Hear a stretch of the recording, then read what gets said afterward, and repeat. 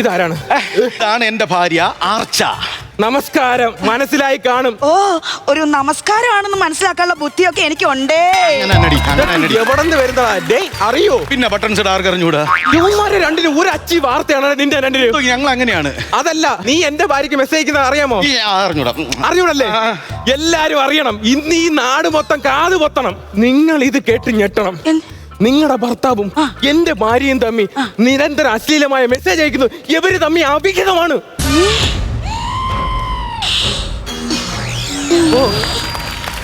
ഇത് എനിക്ക് വേണ്ട, അവര് തന്നെ തല്ലി കൊന്നോളൂ അവനെ.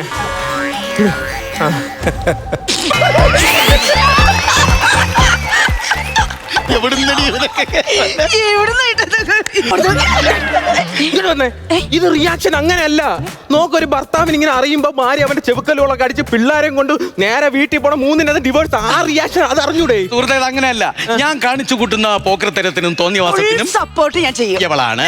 അത്രേ ഉള്ളൂ. സമൂഹമേ, നീ ഇത് കേൾക്കണില്ലേ? ഫുൾ സപ്പോർട്ട് എന്നൊരു ഭാര്യ. ഇനി വേറൊരു കാര്യമില്ല.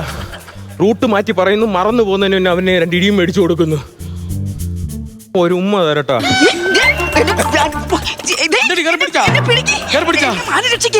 അവൻ എന്നോട് പറയാ ഒരു ഉമ്മ തരട്ടെ എന്ന്. കൊടുത്തുവിടാനാണ് അങ്ങോട്ട്.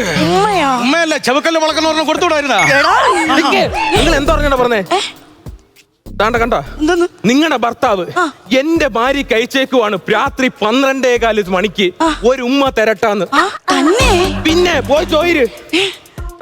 ചേട്ടാ, നിങ്ങൾ അവന്റെ ഭാര്യക്ക് മെസ്സേജ് ഇട്ടോ? സംഭവം തെറ്റ് നിന്റെ ഭാഗത്താണ്. എന്റെ ഭാഗത്തോ? തെറ്റ് നിന്റെ ഭാഗത്താണ്. ഞാനെന്തോ ചെയ്തു? എടി, നാടകമല്ലേ? നാടകത്തിലെ എന്റെ കഥാപാത്രത്തിന്റെ പേരെന്താണ്? എന്താണ്? അഫ്സൽ. അഫ്സലിന്റെ ഉമ്മ വരട്ടെ എന്നാണ് പറഞ്ഞത്. ഒരു വാ മാറി തായായി എന്നെ അടിച്ച ഒരക്ഷരം തെറ്റി. എന്റെ ദൈവമേ, ഞാൻ തെറ്റിദ്ധരിച്ചു. പോട്ടെ, ദൈവം പറഞ്ഞു മാറ്റി. എന്നാ ഒരു കാര്യം ചോദിക്കട്ടെ, 12:30 യവ അയച്ചേക്കണ എന്റെ പെണ്ണുമ്പിള്ളക്ക് സാരിയാണോ ഉടുത്തേക്കണെന്ന് അവൻ അറിഞ്ഞിട്ട് എന്തിന് അവളെ ഏത് ഡ്രസ് ഇട്ടേക്കണെന്ന്? ഇത് നാടകമാണോ? ഇത് മനപ്പുറം അയച്ചില്ല, അവിഹിതമല്ലേ? തന്നെ. പിന്നെ ചേട്ടാ, നിങ്ങൾ അവക്ക് മെസ്സേജ് അയച്ചോ? സാരിയാണോ ഉടുത്തേക്കുന്നതെന്ന് ചോദിച്ചോ? മെസ്സേജ് അയച്ചോ? സംഭവം എന്താണെന്നറിയാം? വായിൽ വരണൂല്ലല്ലോടെ. സംഭവം എന്താണെന്നറിയാം? എടി, ഒരു നാടകത്തിന്റെ മെയിൻ എന്ന് പറഞ്ഞാൽ കോസ്റ്റ്യൂം. ഓരോ സീനിലും ഓരോ കോസ്റ്റ്യൂം വേണ്ടേ? ഒരു സീനിൽ നൈറ്റി ആണെങ്കിൽ സാരി, സെറ്റും മുണ്ടും, മറ്റത് മറിച്ചത് മേൽമുണ്ട്. അതല്ല, ഞാൻ എന്നെ തെറ്റിദ്ധരിച്ചാടി. അത് കോസ്റ്റ്യൂമാണ്.